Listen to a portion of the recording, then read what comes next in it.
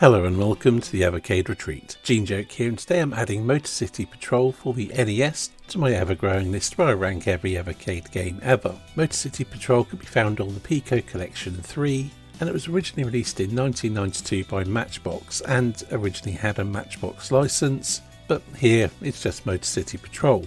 And yes, on first glance this looks very much like the original Grand Theft Auto games, and it is in as much as that it's a top-down racing game, but that's about it. You can't get out of your car, you're just driving a police car, and of course you are playing a policeman, not a hardened criminal. So yeah, you play a rookie police officer charged with patrolling Motor City. The levels are broken up into precincts, and you progress to different precincts as you progress through the game. Within each precinct or level, whatever you want to call it, you patrol the area looking out for criminals such as speeders and burglars and the occasional public enemy, which essentially comes down to driving around a patrol route until something happens, then arresting the person responsible for the chaos. There's various pickups and a bit of resource management between days, because each day is timed, you have so much time to arrest criminals and so on and so forth. If you trash your car, it's game over. If you fail to arrest enough criminals, you'll get warnings. Get enough warnings and it's game over. Anyway, that's enough about the basics of the gameplay. On the graphics front, things aren't too bad. It looks tidy and it scrolls well. And even though the graphics aren't exciting, they're more than functional. The sound effects are minimal, really not much to say about them. They barely do the job. And while there is music, there's no in-game music.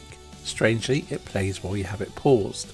Yeah, that makes sense. But then, it's not very good music, so it's no real loss. As for the gameplay, well, I've explained the basics. You drive around patrolling a city, you arrest criminals by pulling them over or shooting at them. Fail to arrest enough and you'll get warnings. Shoot the public and it will lead to a game over. Essentially a multitasking, because the only way to tell if a car is a criminal is by checking the map, which you'll need to do to check your patrol route and look out for criminals. But many of the criminals look the same as the regular cars, so you'll be checking the map just to see which car is a criminal. And this is the game's greatest flaw, you'll be checking the map constantly, meaning there's no flow to the gameplay. It's a unique idea for the time, and with a bit more work there could have been a good game here, or a passable game at least. Even so, I think it would still be a repetitive game. There's not much to it, but it simply isn't fun to play. A bit of a heads up display pointing in direction of criminals. Anything to avoid the constant map checking would have improved this thing a large amount, but as you can probably tell from the gameplay on screen, it's not the easiest game to control, and I found myself crashing into barriers a lot, which is where I take most of the damage. I'm not even sure if crashing into other cars actually does you any damage,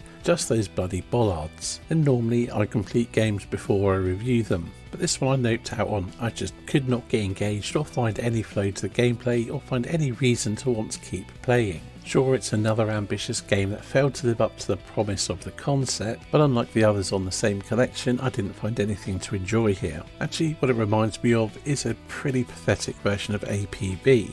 But at least that game had some fun to it. That's something I failed to get with this game, so yeah, I'm not going to rank this highly and I don't really recommend it. That said, I can see how someone might find some pleasure out of this one. It's just not me. And at the end of the day, every game has its fans, I suppose. To rank it alongside every other Evercade game ever, it's going to go low for me, and I'd put it above 10-yard fight, but below Pong. Anyway, I think that's quite enough of this game and this ranking review video. So thank you for watching, and I'll see you in the next one.